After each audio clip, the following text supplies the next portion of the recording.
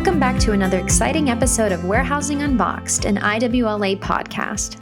In today's episode, we're here to talk about today's warehouse. We'll dive deep into some of the top trends and challenges that third-party logistics companies are met with on a day-to-day basis. Then, IWLA Membership Director Jennifer Resney sits down with two members and leaders of the industry to discuss the state of third-party logistics, warehousing, and how these business leaders adapt to entering, the future.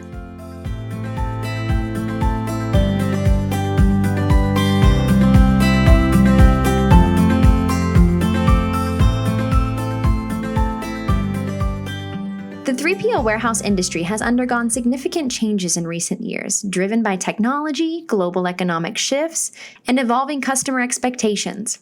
Let's start by looking at some of the top trends that are defining the industry today in 2023. Trend number 1, e-commerce explosion. It should come as no surprise that the explosive growth of e-commerce has had a massive impact on 3PL warehouses. With consumers demanding faster shipping times and greater product variety, 3PLs are being pushed to adapt. They're investing in automation, robotics, and sophisticated warehouse management systems to meet the demands of e-commerce giants and smaller online retailers alike. Trend number 2, customer expectations and increased need for customer satisfaction. Customer expectations are higher than ever, and 3PLs are recognizing the critical importance of delivering top-notch customer satisfaction. It's not just about getting products from point A to point B anymore. It's about providing an exceptional experience throughout the supply chain, at a speed faster than ever. Meeting and exceeding customer expectations has become a driving force in the industry, and with the increased desire for just-in-time delivery, 3PLs are continuing to expedite their services. Trend number 3. Data-driven decision-making. Data is king in the modern warehouse. 3PLs are harnessing the power of big data and analytics to optimize their operations. Predictive analytics are being used to forecast demand, improve inventory management, and enhance overall efficiency. Real-time tracking and monitoring are also helping companies provide better visibility to their customers. Trend number 4, omni-channel fulfillment. Today's consumers expect a seamless shopping experience, whether they're buying online, in stores, or a combination of both. 3PLs are adapting to this by offering omni-channel fulfillment solutions. They're integrating their systems to manage inventory and orders across multiple sales channels, providing customers with the convenience they crave. As these trends and many continue to unfold, one thing is certain: the world of 3PL warehousing is evolving at a rapid pace. Challenges of the industry. With this ever-evolving landscape of logistics and supply chain management, 3PLs not only face a multitude of trends to catch up with, but are also often met with challenges to test that adaptability and resilience.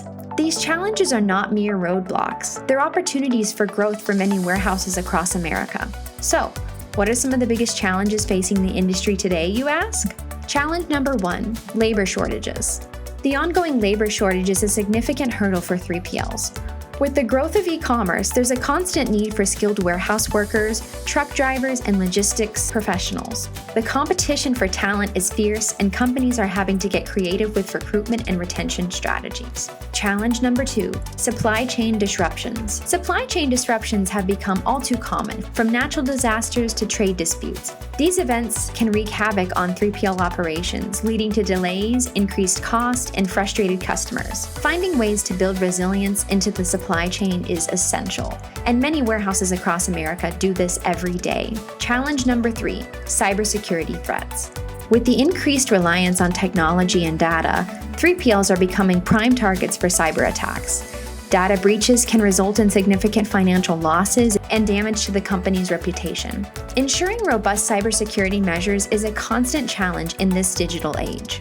Challenge number 4, regulatory compliance. The logistics industry is highly regulated, with a complex web of rules and regulations to navigate. Keeping up with changing compliance requirements, particularly in areas like customs and trade, is a headache for many 3PLs. Non-compliance can lead to fines and disruptions in the operations. While these are just a few of the many challenges facing the industry today, one thing is clear: every trend brings its own unique set of obstacles to overcome. The labor shortages may demand creative recruitment strategies, supply chain disruptors may necessitate enhanced resilience, cybersecurity threats may require robust defenses, and regulatory compliance may call for added steps to routine operations. However, in each challenge lies the opportunity for growth, adaptation, and innovation. The 3PL industry, with its unwavering commitment to delivering goods efficiently and effectively, stands ready to tackle these challenges head-on, especially IWLA members. Speaking of IWLA members, today IWLA Membership Director Jennifer Resney sat down with two IWLA warehouse members to discuss the current state of the industry, as well as how their businesses are adapting to these trends and challenges. Please enjoy former IWLA Chairman and Linden Warehouse and Distributions President Jared Stadlin and IWLA Warehouse Member and Broadrange Logistics CEO Ari Milstein. But first, a quick word from our sponsor of today's episode, Camelot 3PL Software. Introducing Camelot 3PL Software, the unrivaled leader in 3PL warehouse management solutions. Empowering 3PLs with cutting-edge technology, we help businesses streamline operations and boost efficiency. Our state-of-the-art software ensures seamless inventory tracking, real-time analytics, and intuitive order management, optimizing every step of the warehousing process. With a user-friendly interface and unmatched configurability, Camelot 3PL software empowers businesses of all sizes to thrive in today's dynamic 3PL industry. Join countless satisfied clients and experience the power of our innovative platform where efficiency meets excellence. Unlock the true potential of your 3PL warehouse with Camelot. Visit us today at 3plsoftware.com.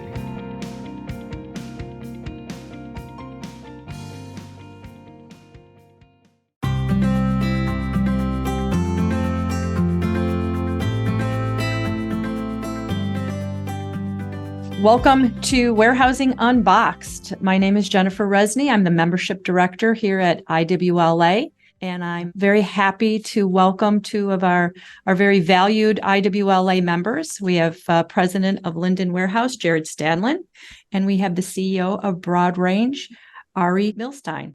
The topic today we're going to be talking about is the state of 3PL warehouse industry. So just to give a little start, maybe Jared, can you reintroduce yourself and tell us a little bit about your background and how long you've been with IWLA? Sure. So my name is Jared Stadlin. I am the president of Linden Warehouse and Distribution, which is a service provider primarily on the East Coast. We've got a large port proximate presence in the New York, New Jersey marketplace. Our headquarters are in Linden, New Jersey, which is just about 9 miles from the Port of New York.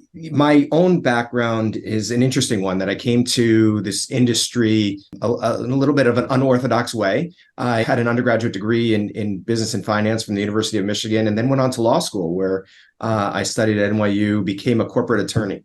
And I did that for a couple of years doing business transactions and securities work, and then had the opportunity to join Linden. And here we are 20 years later, where we've really been able to grow our warehousing footprint. And we're an interesting company in that we're both an operating 3PL, primarily servicing industrial clients who sell into the personal care, home, and personal goods industries, as well as various manufacturing and verticals.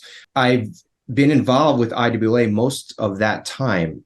It's interesting because in this industry, building your network, understanding what's out there in terms of an organization that can help you advocate for positions that you believe in and that benefit the industry, and also provide education to our teams is vital. And I found that within IWLA. And so over the years, I wound up having a problem saying no in every time I was asked to do something. I gladly said yes. And that culminated with me chairing several committees with IWLA over the years, including government and regulatory affairs, where I still participate. And then eventually I became after serving through all the officer positions, became the chair of the IWLA. So I'm, I guess, just past being immediate past chairman of the IWLA. So have a great understanding of the industry, a real passion for it, and so glad to participate in Unboxed episode 2. Well, thank you, Jared.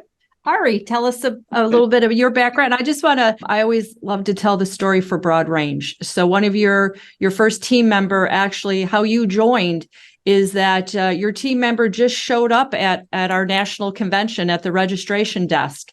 And I was back at IWLA headquarters and got a call from your team, and they said, "Hey, we want to join right now, and we want to get registered for the convention right now, and we're so looking forward to being a member and attending conventions." So that's how I know you kind of came to be with IWLA. So, but I always love telling that story. So yes, it's and I think that's pretty indicative of some of the speed with which our business has grown and developed over the last 5 years. So very similar. Nice to meet you, Jared, as well.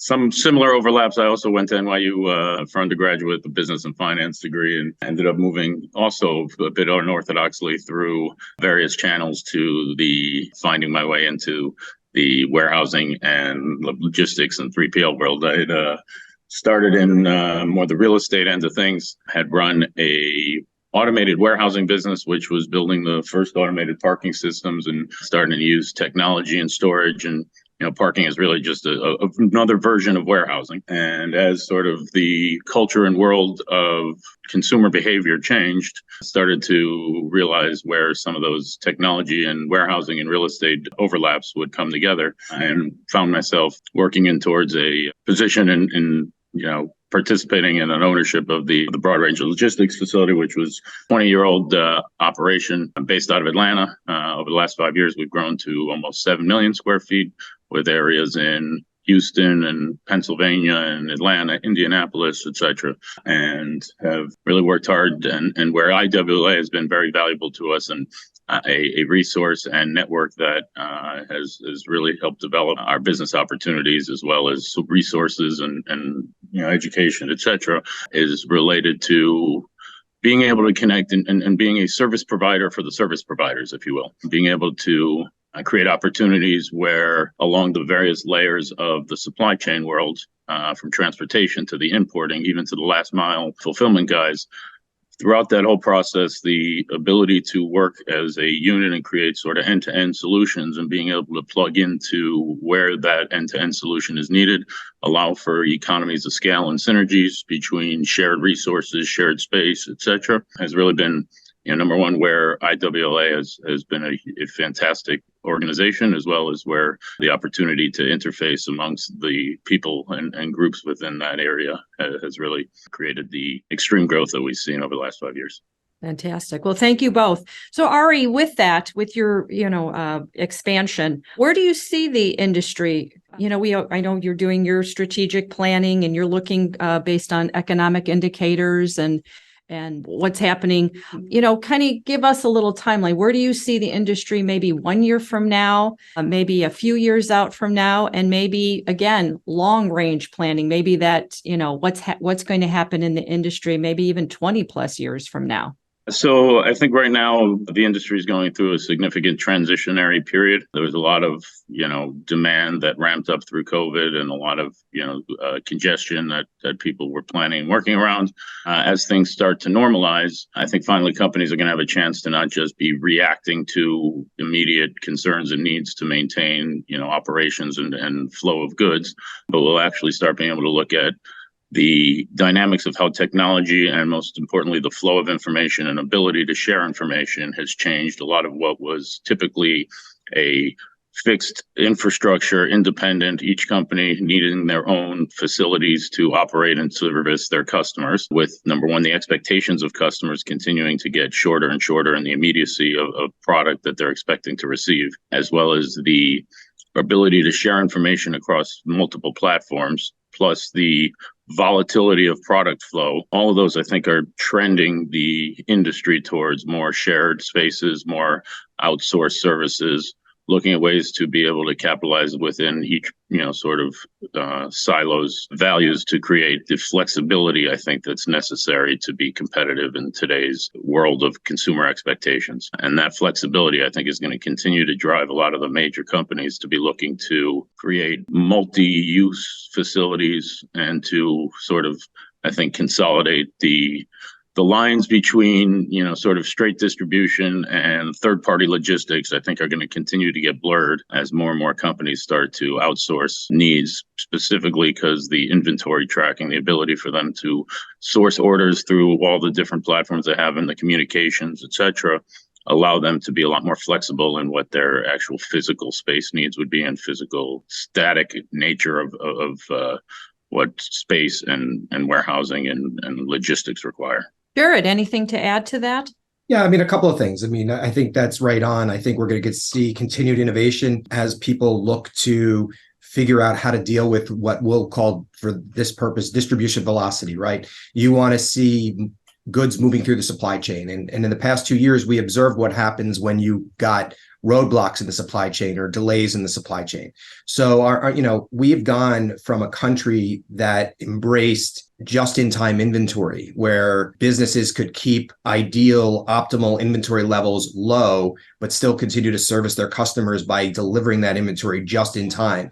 And then what happened was we saw that accelerate even further through technology, and it was almost like they were placing orders just in the nick of time. Manufacturing site would call upon a distribution center to ship out the materials they need to make the goods that people want just in time for that production to occur. And so what happened when we saw this congestion in the supply chain is now you had costs because things were not arriving when people needed them. There was a backlog, et cetera. So everything that we're going to see coming out a year and 5 years from now will hopefully be more robust because of the challenges that we went through in the last 18 to 24 months.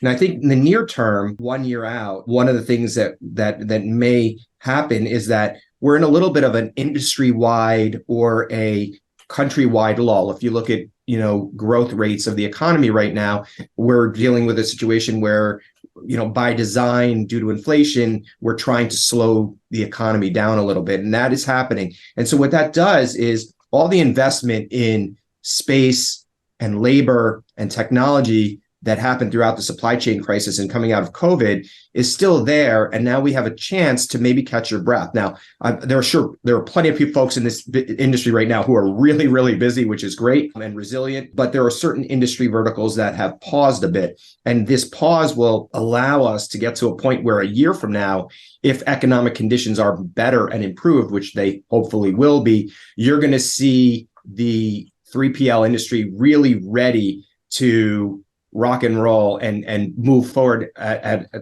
tremendous speed and can accommodate volumes without congestion because they've made that necessary investment in additional space, labor, and technology. Now, hopefully 5 years from now, what we see is continued investment in automation and technology so that, and we view it this way, that in this industry, technology is a workforce multiplier.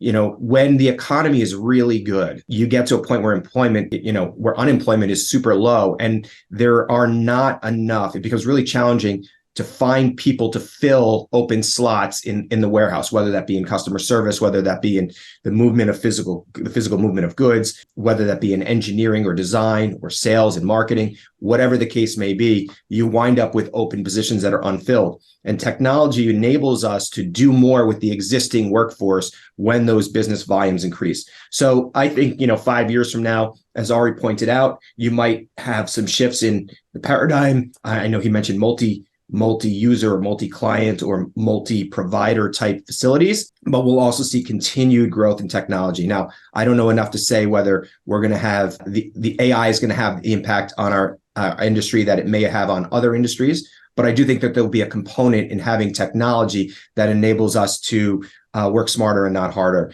And that will hopefully continue to allow our industry to grow and handle the volume without creating a slowdown in distribution velocity or having any role in congestion. So, Jared, with that investment in technology, and again, AI is the buzzword of the day. If the day goes by where we don't hear the word AI, it's a strange day. But what type of technology, if you can share, what are you looking at? What is Linden looking to do to help in that decision-making process, maybe in that, reduction of errors? Yeah, a couple of things. I'm first going to talk generally, and then I'll talk a little bit about Linden. So I had the privilege of going out with an industry group 2 weeks ago to see a facility that handles tens of thousands of cartons, if not more, every evening. So tremendous volume flowing through a particular facility. And one of the things that I found fascinating about that tour was they really took a holistic approach to the use of the warehouse space. One, they had multiple tiers of selection. So they had inventory stored in racks and using automated storage and retrieval systems throughout the warehouse. But then they had their workforce working at height in various sections of the warehouse. And so you had selectors near the freight that was being selected. In addition, they had conveyors and scanning equipment that routed all of the selected material throughout the facility that can help them consolidate orders and load those last mile vehicles that they needed to load in their particular operation. And what was fascinating was that you had a little bit of everything. You had picking technology for the selectors, where they were connected to their WMS system and doing the manual picking process. You had automation where you had put away and replenishment happening pretty seamlessly using automation. You had routing of material using scanning, barcoding, and then conveyors that were directing all of it.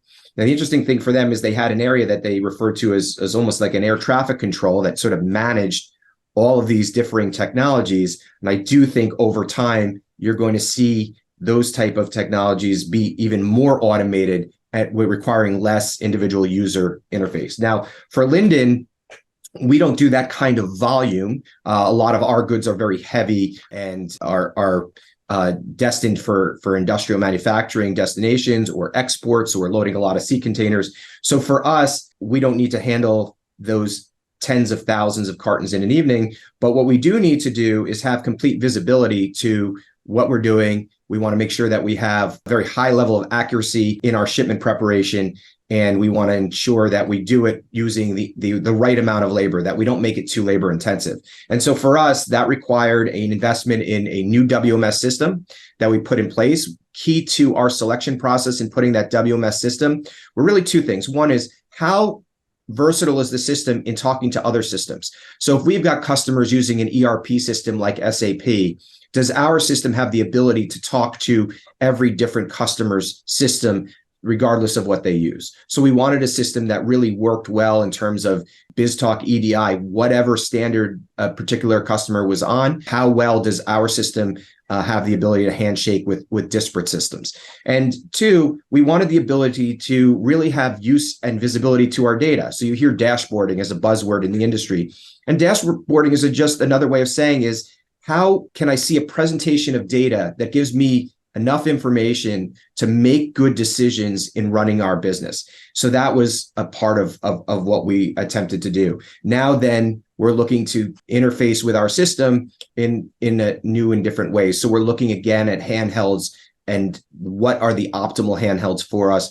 What kind of tablets do we want to use? So you're seeing a lot of that. I know that there are folks out there that have employed technologies in terms of robotics. I know that there are folks out there that are even using drones in taking physical inventory. So if you've got a racked warehouse and you've got pallets on your third tier or fourth tier of racking, as opposed to bringing down every pallet, the drones can go ahead and give you, that bird's eye view. So, that's what we've been doing. But I really find it interesting how you're seeing the integration of multiple areas of technology depending on the application needed for the 3PL. Ari, what's happening at Broadrange? Sure. So it's interesting, and Jared, it's a lot of similar things to what he was referring to.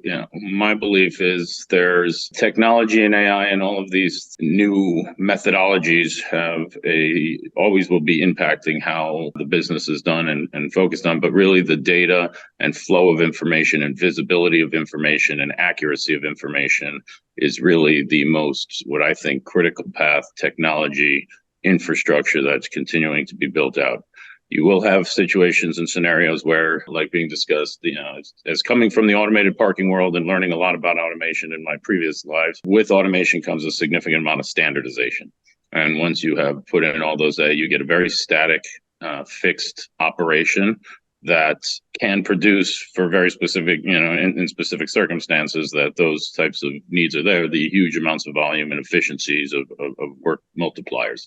those are, obviously the downside to that is just like all other consumer behaviors change, the more efficient the operations get, the expectations of what they're going to be able to receive will just change alongside it. So where instead of getting efficiency, you're really just staying ahead, staying relevant, if you will. And that I think is a critical component also as things develop, is in order to be relevant, you're going to have to be having the types of technology and specifically the integrations between other systems and communication across platforms and the EDI and ADI type of data sharing. I also think obviously with the AI and the predictive capabilities, all of these will create a lot more efficiencies within the business, but at the end of the day, the basic physics of our business is that products take up a certain amount of space. They got to move from point to point. There's limited ports. There's limited locations with which areas that product can flow into the country. And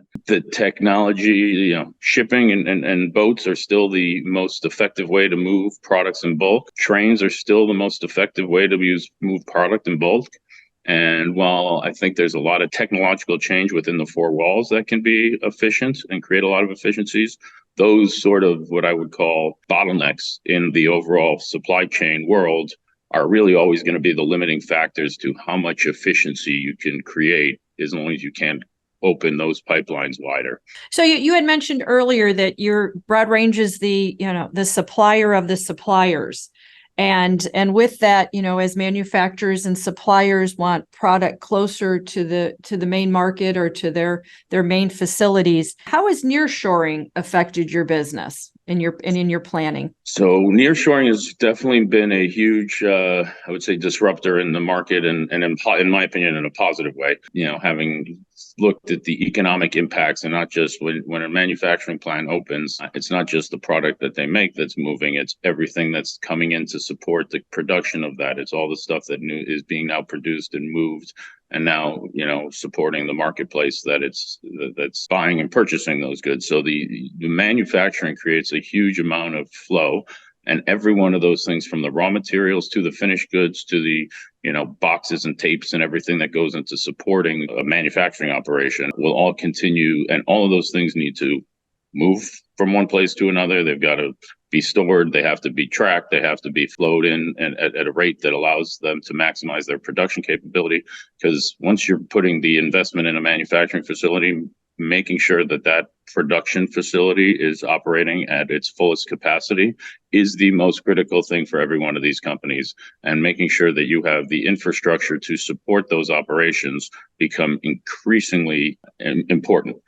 At that point, you then have a slightly different operation for supporting manufacturing than you would for distribution of products. And therefore, when it was now product coming in through the ports, which again still is obviously going to be a huge component of it, but as people do a lot more, as Jared was saying, from just in time to sort of just in case, and multiple channels is really what we're seeing, is a lot of people looking to make sure they have multiple channels of sourcing products so that they can at least not be limited by some of those bottlenecks we discussed before. And with that regionalization, if you will, you'll be able to get product much quicker to customers. You'll have a lot more I think hopefully balance between how much has to go through those limited pipelines that we discussed from ports and rails and so on. They're all aging infrastructure that, since 2,000 years ago, they're still sending stuff across the water in big boats, and nobody's figured out a better way to do it yet. So, that's a tougher one to solve. And with the more localized manufacturing, you're able to eliminate some of those bottlenecks. You're able to, obviously now get the consumer product faster. And it will continue to be the driving force of the industry over the next years, is how do we continue to get the customer the product faster. And with that, also needing the sort of omni-channel approach, because it's not going to be just a one outlet with which these manufacturers are now selling their products. It used to be, okay, you manufacture goods and you send it to a distributor. The distributor sends it to the retailer sells it to the customer. Now manufacturers, because of the access directly to consumers and platforms that exist and so on, they're going to have direct to store sales. They're going to be able to do direct to their consumers. They're going to be going to distributors. So each operation now is going to need to have to fulfill to all of those different outlets quickly and successfully. And I think that's where sort of this, consolidations and multi-brand services allows those efficiencies to operate and allow these manufacturers to play in various different pools. And Jared, you're very close to the ports. How do you feel that nearshoring is going to affect the industry? So it's interesting, and I'm glad Ari touched on it. One of the things that Ari said was, the transition from just in time to just in case. So there was initially I won't call it a knee-jerk reaction because it was, I'm sure, calculated by many inventory managers and supply chain professionals throughout the industry. But after we observed the supply chain crisis, after we observed some delay in ocean shipping over the past few years coming out of the huge demand that the pandemic placed upon industry, the reaction was to carry more domestic inventory than previous. And what that did in a short period of time is it filled up a lot of warehouses with material that was coming in but was not moving out rapidly. And as a result, that affects capacity. At the end of the day, warehousing is a throughput industry. Warehousing does well when goods come into the warehouse, whatever value-added services in addition to standard storage and selection gets applied, and then you have the material leave the warehouse in a very timely way. And if you have trucking slow down because maybe there's a shortage of drivers or a shortage of capacity, if you have rail delay, then as a result, material doesn't leave the warehouse promptly. And when new material comes in, because people are ordering in greater volume, you've got tighter capacity. And, that could lead to delay. Nearshoring was, in some respects, the ability for customers to do one of two things. One is, could they shift some manufacturing back to the United States, or could they find domestic supply for materials that are needed in either their production processes or that they are looking to deliver directly to end customer? Okay. Or, if they cannot bring manufacturing or assembly back to the domestic United States, then you would have to import more. And if you're importing more, then you've got this volume increase. So for us, we saw a spike post supply chain crisis, post pandemic. In inventories. Those spikes sometimes were very, very hard to deal with. At the end of the day, warehouses are not coat rooms or hotels where we're looking to fill things up and then have it turn over the next day. We do want things to turn rapidly. That's helpful. And sometimes if you have too much inventory, the inventory turn slows down. So I think that it causes a little bit of congestion, but I think ultimately the concept of nearshoring is not much different than, last mile distribution, being close to your customers or your end user. You want to utilize distribution centers that are reliably close to where you want the product to be. And so we're not in a situation where you can say one distribution center in the United States can cover this half of the country and one distribution center here can cover this half of the country. I think you're going to have to see the use of plenty of distribution centers throughout your network close to where you need the material to be. And again, it's because you want to exercise that velocity. You want to get material to your end customer promptly. So I know we've been talking about the supply chain process and again, the key components. And in 2021, the 4PL industry, $57.9 million. By 2031, it's estimated to be about $111.7 million.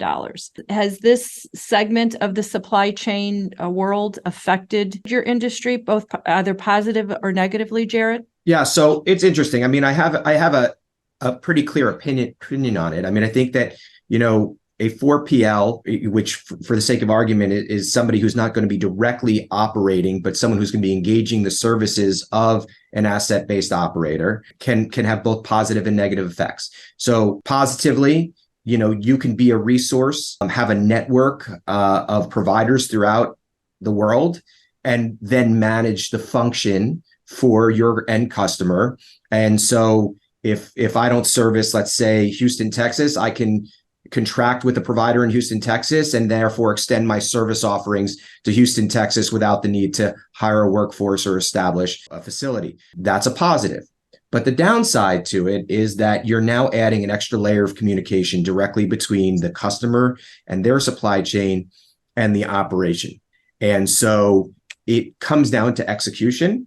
A good 4PL relationship could work really, really well. But I've also seen it the other way where somebody is just brokering an opportunity and sometimes causes additional confusion or doesn't have the full information, or maybe sizes. And when I say sizes, I don't exactly just mean size. I mean capabilities, scope, professional abilities, and so on, the wrong provider to do a given job. So that's where there could be a negative. Now, I could make this really clear in the sense where if I have a customer manufacturer ABC and they come directly to my operation, my customer service staff, my operations team can speak directly daily to them. We operate in the same systems. We're looking at the same inventory screens. We understand the same end customer urgency of a particular order. We know if there's a delay in inbound. We're more a part of that link. We're a link in their supply chain. We can really holistically become an extension of their supply chain. If you put a 4PL between, let's say, Linden warehouse and manufacturer ABC, that relationship may not be as effective because there's a layer of an intermediary between. So it's really going to depend on what role that 4PL takes in deciding whether that is going to be, an effective relationship. And I think that there are probably positives and negatives all the way from the contractual end, the legal end, the scope end, the technology end, and the ultimate interface. All of that plays a role. But again, there can certainly be tremendous value. We're working on a project now where we've extended our service offerings to a new geography by acting as a 4PL. So you can have both. It can work well, but there are things that you definitely need to watch out for. Let's talk a little bit about customer service and customer expectation.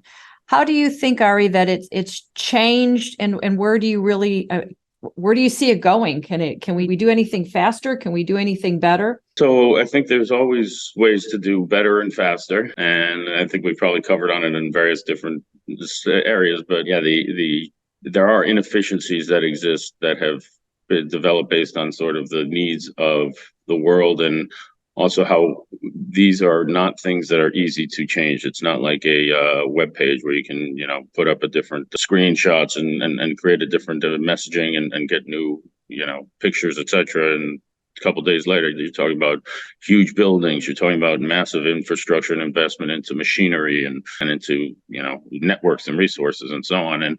And it's not like moving a jet ski. It's like moving a giant ocean, liner. So those changes are going to occur slowly. Customer expectations change with what their expectations are in service industries and other things that can be a little bit more reactive. And, I think people, for example, talk about obviously the next day, same day, and, all of these approaches or delivery methods in order to win the customers. But with each new level of never been done before, using that couch example from before, now people are expecting a couch on the same day. So I don't think there's ever going to be it's an insatiable appetite of customers to always want more and pay less. That is, I think, fundamental to human nature and not going to be something that is going to change. How our industry can continue to meet those demands is really where I think there's going to be a lot that'll unfold over time to see what is truly the right balance of those factors, from, having stuff too close to the customers that can get there same day, but how much do you provide? And that's where the AI, I think, is going to be truly a real factor, is that predictive methodology of being able to get ahead of customers' demands. And that's really, I think, where it's scary a bit, but quite honestly, that's where people are going to be able to get same day stuff, is because they'll know, somebody's going to know before they know that that's what they need. And therefore you'll have it on the way before it's even ordered. So Jared, I know we only have a little bit time left, but briefly, I know you're very involved in government affairs and with the IWLA Government Affairs Group. Just briefly, any regulatory or legislative issues that you see really having an impact on the industry today? Talking about this and then also having limited time. Yeah, I know. That's what I said. I know. We could. You've given us 2 future podcast ideas, yeah. And for sure. But I'll touch on a couple areas real quick. So in general, rightly so, our industry is always focused on safety. Every operator, in this industry wants to provide the services that provide safely. Our biggest assets across the board, no matter who you are our people. And so our most important asset, rather. And so as a result, we want to, provide a warehousing working environment that is safe and free of hazard. And fundamentally, there's a lot of great operators in this industry and they follow that. But the government often confuses in some ways, not always, but anybody who operates a warehouse with the 3PL warehousing industry. And that has become a legislative or regulatory challenge in the respect that if you are a company that is an online retailer, or you are a company that is a retail store warehouse owned by that retail store, you're not a 3PL as a service warehouse. But if there are high injury rates in those retail warehouses or in those online shipping warehouses, often that might prompt regulatory review or inspection to all warehouses. And so one of the things that I think has become a regulatory challenge for our industry is to continue to let the regulators know that warehouse service providers like the IWLA 3PL members are safe providers, and that we have processes in place to make sure that we provide a safe workplace, and that all warehouses, just because they have four walls and a roof, maybe some dock doors and some office, are not the same. So often we're grouped together. So again, it's just really more of a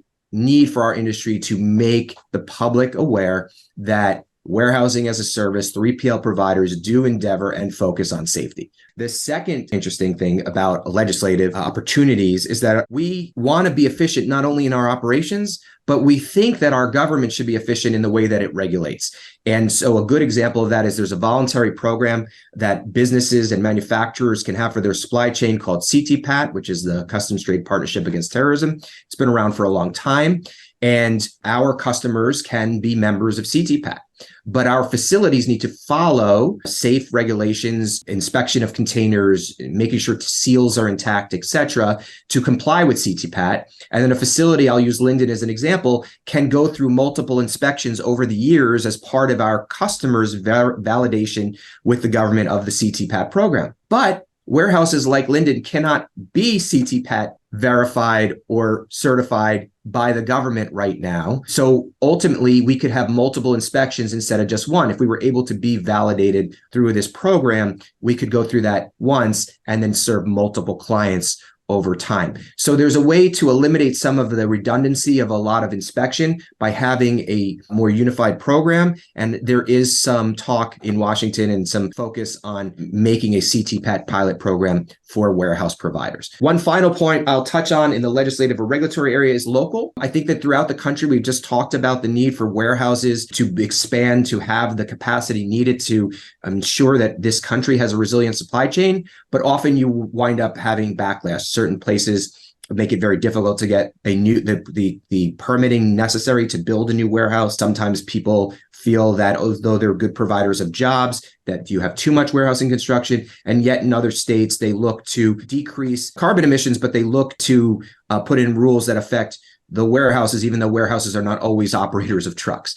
So ultimately, I think the goal there is just to monitor different areas of local rulemaking as they affect the ability for warehouses to grow and do what they need to ensure that customers have enough capacity to allow for the growth that our economy needs. And so we definitely have to keep tabs on those three areas. Commenting on the regulatory side, I completely agree that a lot of the warehouses, and because most of these facilities aren't sitting in the highly urbanized areas, they're a little bit outside of those.